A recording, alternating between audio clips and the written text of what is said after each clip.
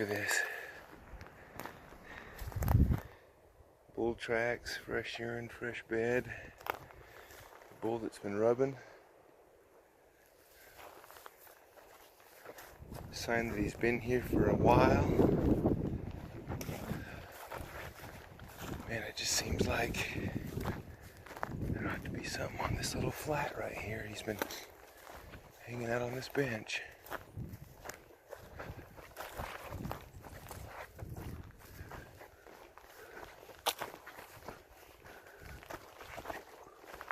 Keep casting back and forth and see if I can't turn something up. Man, all the sign is here.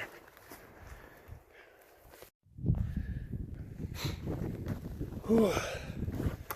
Well, been hiking for several hours. The sign in here is incredible. I just keep thinking any minute I'm gonna walk up on a set of browns. Unfortunately, I hit boot tracks a while back. I'm fighting to get out of them, so I found that the best way to get out of boot tracks is go up, try and out climb them, hit the ledges and that stuff. I decided I'm gonna try and get up on the top here and lash down a little bit onto these benches. And I figured if I got lucky, there'd be, there's still elk sign all over this slope too. And sure enough, there's an antler right over this hill right here. It's steep and thick.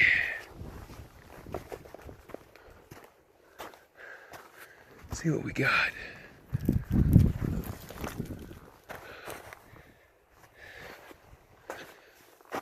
Chalk, but good bull. Good bull.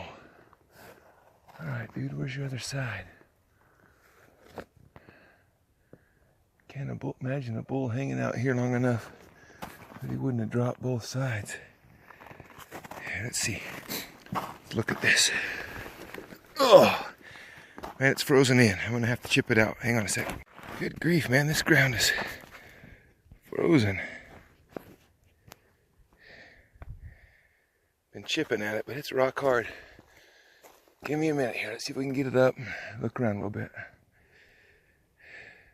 Alright, took some chipping. Had to get out my knife and dig out that tip, and I think we got it coming out though. Man, he's got a good front end. Still in the ground. There we go.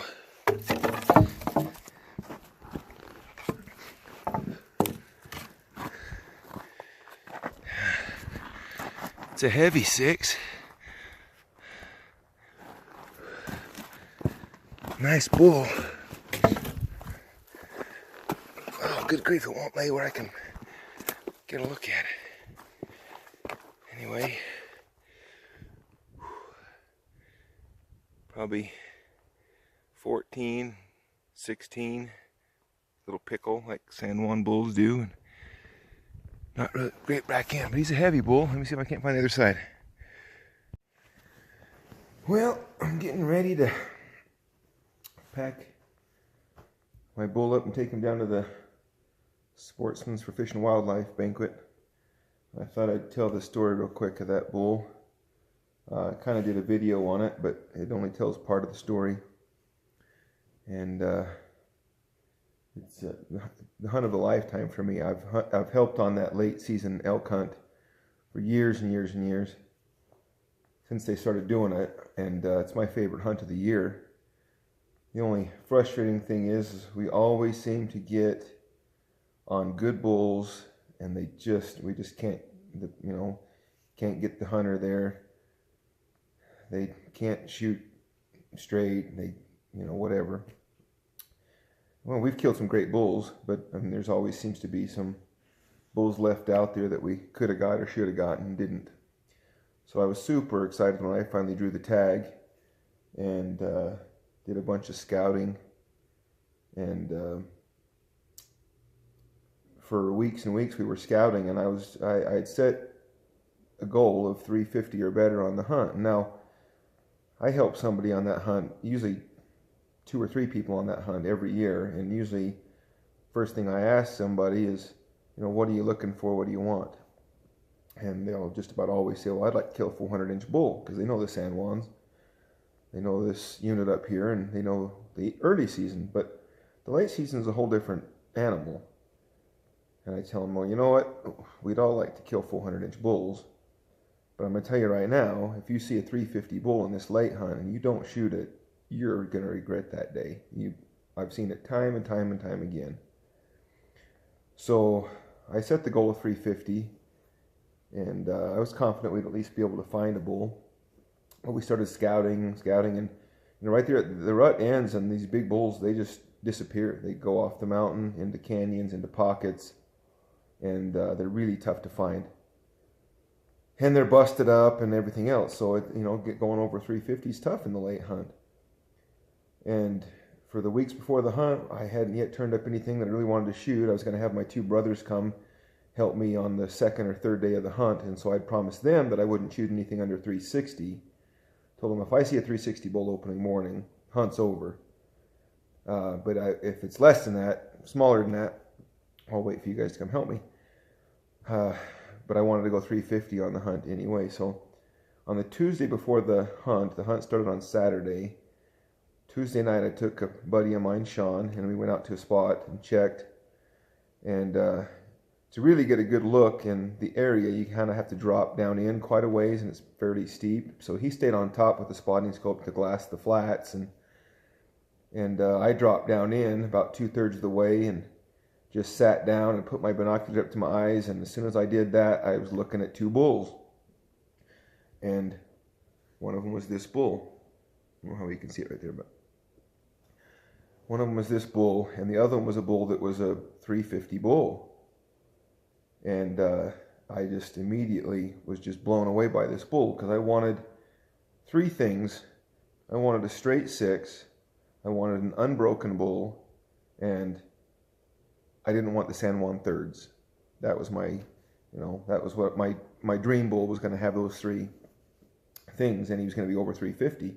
Well, I look at this bull, and I start trying to get my phone out I didn't have the phone scope or anything, didn't have a camera or nothing but my phone, so set up the spotting scope and try to get some video of him with my phone, and I'm shaking so bad I can't hardly get video, because I'm like, this is my bull, this is the bull I've been looking for. So I just get a couple minutes of video for him, and I just book it all the way back up the canyon, just run all the way up and out of there, and I get to Sean, and I'm breathing hard. It's like, I just found my bull. It's like, I just found two bulls. One of them is probably a 350 bull. The other one's 370 all day. He's probably going to touch 380. And he was all excited. So I come back to town and show the footage to a couple of my buddies. Showed it to Danny and Scoot and Dean and several other people that know bulls really well, and they all agreed it was a bull worth looking at again. So Danny and I went back out Wednesday morning, found him again, same spot with backup bull, the bull that became backup bull. And Wednesday morning we videoed him, went in Wednesday, and everybody kind of picked him apart on video, and those guys didn't think he was quite as big as I thought he was, and they were pretty confident he was going to be 365. I think that's about where everybody fell, 360 to 365, which was still well over my threshold of that's a shooter bull opening morning, 360 bull. I've never killed a bull anywhere close to that, so I'm super excited that we've got a bull that's going to go over 360 for opening morning. So Wednesday night we go back out, video him again, get some good video of the other bull that was with him to make sure that, yeah, that's a 350 bull. And we find several other bulls in there. And one of them is probably about a 340 bull. He's a younger bull, but he is identical to this bull, except for in size. The only way to tell the difference between the two when they weren't anywhere close to each other was this one's just bigger, and this one has two devil tines. So this bull has two perfect devil tines, there and there. And the other one didn't have them yet, younger bull. But he had the same basic build and everything. And so we, went out Thursday morning and filmed him some more, and went out Thursday night and filmed them some more, and they were all always in the same flat, and we thought, oh, this is going to be perfect. But they were about 1,000 yards away from us every time we were videoing, and I knew the only way I was going to be able to get any closer was it was going to be tough. So I started, doing even more shooting out to, out to 800, 900 yards, which I figured would be what the shot I ended up taking would be. And we go out Friday morning to make sure he's still there the day before the hunt, and we don't find him. But we thought, nah, no big deal. He's probably just in the thick stuff or something like that. Because there'd be times you'd be looking at him, he'd be right out in the open, and all of a sudden you'd look up and he'd be gone. And then 10 minutes later, there he is again, because it's thick. So we didn't panic too much. Friday night we went, because we were camping out there in the area, went to go find him and couldn't turn him up. So, we got all the help we could for opening morning, and just some, guys that know elk, and we showed them the video footage of them, and they knew the bull we were looking for. They knew there was another one that looked similar to him. They knew that we had our backup bull in there. Everybody knew all the bulls that we would probably be looking at, and knew that we were looking for this bull. So opening morning comes, and we're all excited, and we've got Lyle clear down at the bottom of the canyon, and us, a little further up the canyon. 4 of us along the canyon glassing, and first dusk, first light of the morning, we see a big bull, and we're sure it's him. So we start getting things ready, and all of a sudden it gets not light enough. We realize it's backup bull. It's not this bull. We thought, okay, backup bull's there, so this bull's got to be there. So we just keep looking and looking and looking, and an hour goes by, and we saw the other smaller bull that looked like him, and saw a bunch of other bulls, and just didn't ever see this one. And so now 2 hours goes by, and I start looking at that backup bull is just right below us. For 2 hours I'm sitting there looking at that bull going, am I making a mistake?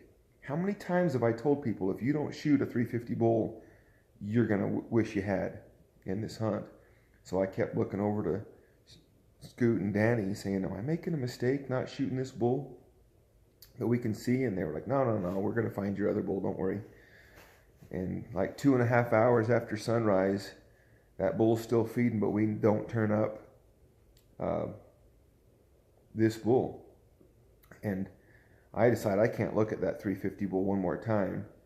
So I got to thinking, the only place I can think of where we can't see right now is directly underneath us, because it's ledgy, and there's thick oaks and stuff underneath you in that area. So there's a pretty good chunk of the canyon on our side that we can't see from where we're at. So I just kind of leave the group and start going down off just to kind of see if I can't find them. Well, somebody had a radio that had a Roger beep on it that was super loud, louder. You can turn your volume all the way down, but the Roger beep would come through really loud. So I was afraid that, if I got down there and actually saw something, that the Roger beep might scare it away. So I turned off my radio, go down about 200 or 300 yards below everybody, and look to my left, and there's a bull looking at me.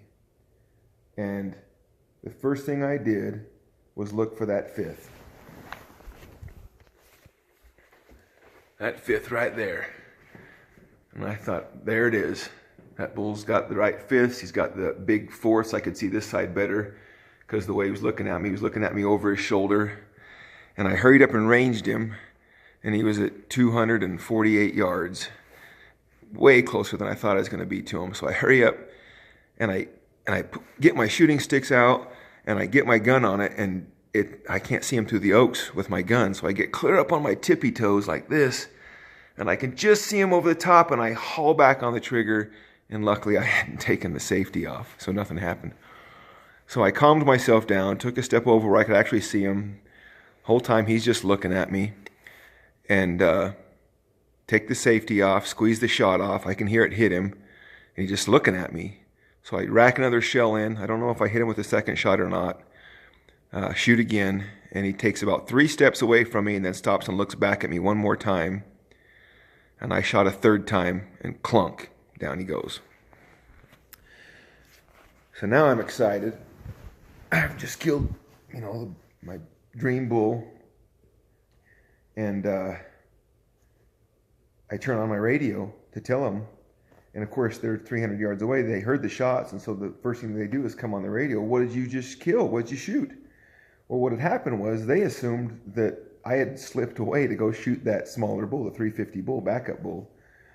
And so when I shot the first time, they all put their spotting scopes on backup bull, waiting for him to drop, you know, cursing me for being an idiot. But I'm like, well, you know, he just couldn't resist him. So I shoot the first time, and they don't see any reaction from that bull. And I shoot a second time, and that bull's just sitting there still. And shoot a third time, and Danny said he slapped his spotting scope so it was spun away so he couldn't even look at that bull. And he's like, that idiot went down there to shoot the wrong bull and still can't even hit him.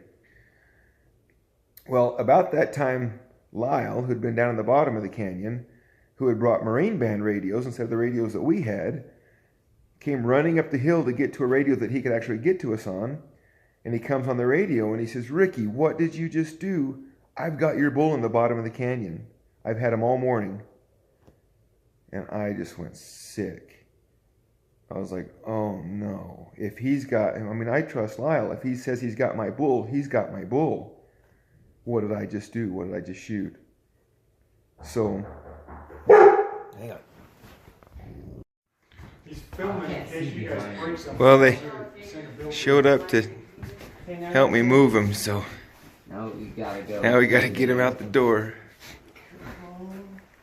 Okay, here it comes. Like, okay, we can move.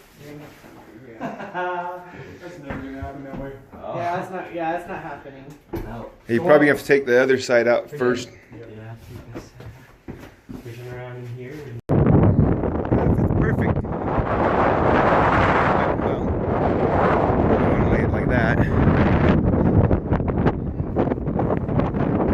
Yeah, there you go.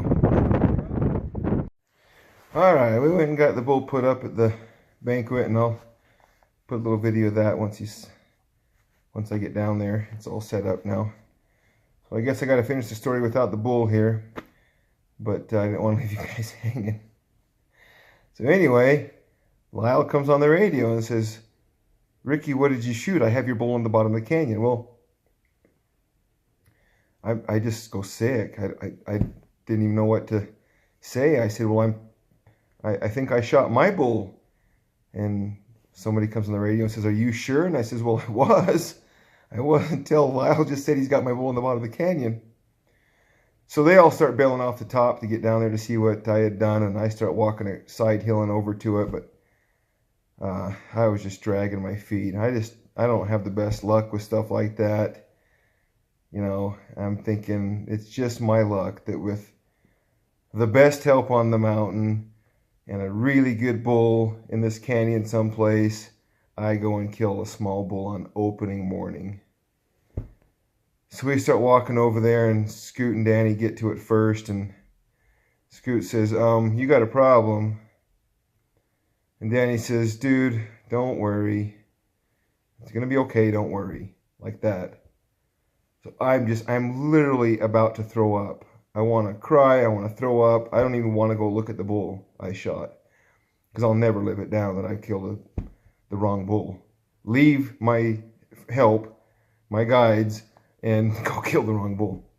So I just start death march over there, just, you know, dragging my feet and not wanting to get there. And even though it's only a couple 100 yards, and I finally get there and I walk around the bush and I look down, and there's the two devil tines, and there's that big fifth, and there's those great thirds. And just as that's dawning on me, Scoot says, you got a problem. And I said, that's my bull. And he says, he's bigger than we thought. So we all do our high fives, everything. We're all excited and everything. Anyway, upshot is Scoot scored him at, anyway, he ended up scoring 380 and 2/8. So he ended up being exactly what my first impression of him was. I said 370 all day. He's probably going to touch 380. He just touches that 380 mark, which is blue. You know, I mean, I was hoping that I would go out there and stumble onto a 390, 400 bull someplace. I'm not aware of a 400 bull ever being taken in the late hunt. If it's ever happened, and I am as close to the late hunt as anybody. Anybody that knows me knows that that's the hunt I live for. I spend more time for that late hunt because I'm a shed hunter. Where they're at in November is a pretty good indication of where they're going to be in the spring for me to pick up their shed. So I want to know where they're at, which is part of the reason why I love that hunt. But anyway, it was a dream hunt for me. Ended perfect. Had, you know, some of the best friends in the world there with me. And I'm kind of excited that they wanted them to be down at the Banquet this year. And I'll video a little bit of what's going on there tonight. And then hopefully Denise and I will go out tomorrow. Now, we were going to go try and match up that big single that I found last week. But somebody messaged me, hey, buddy of mine picked up that buck's browns last year. Would you be willing to turn it loose so we can match it up? And I've had that happen before. In fact, I had somebody tell me that that bull's browns were picked up already on the Ponsegant. Well, that buck didn't come off the Ponsegant. So I said, well, send me a picture of the shed. Let's see what it looks like. And he says, well, I don't have a picture of the shed on my phone, but here's a picture of the bull. And he sends me a picture of the bull. I've been talking elk. He sends me a picture of the buck, and it's the buck. It's the buck that Denise saw and that I found the single from. And so they have the other side to it. So I'm not sure what we're going to do. But we'll probably meet up with them so we can at least see what they look like as a match. And I think tomorrow, Denise and I are going to go out and try to get that buck's browns before somebody else does. I mean, it's a long shot. It's a needle in a haystack. It's a huge area. But we're going to go try. And if we find anything good, you'll be there. Look at that wall.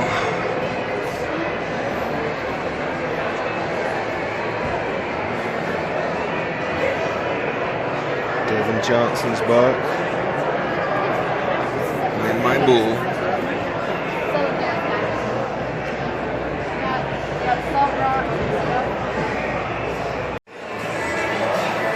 I remember that buck. I was there when that was found. This has got to be Parker Palmer's sheds. I'd just like to find that set browns.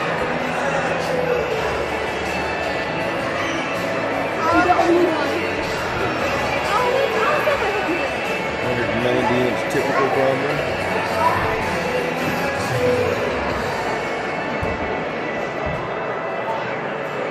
Oop, these are probably all yours anyway, right?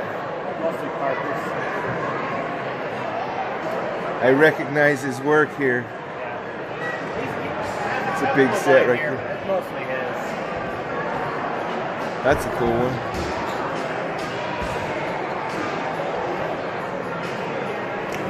I was with him probably when he found one or two of these.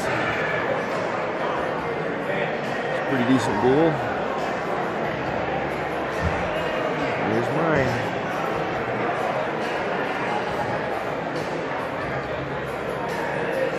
At least he don't shrink me any of these.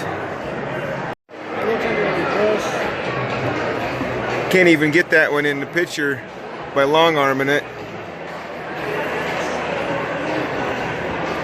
We're commiserating on unmatched up singles.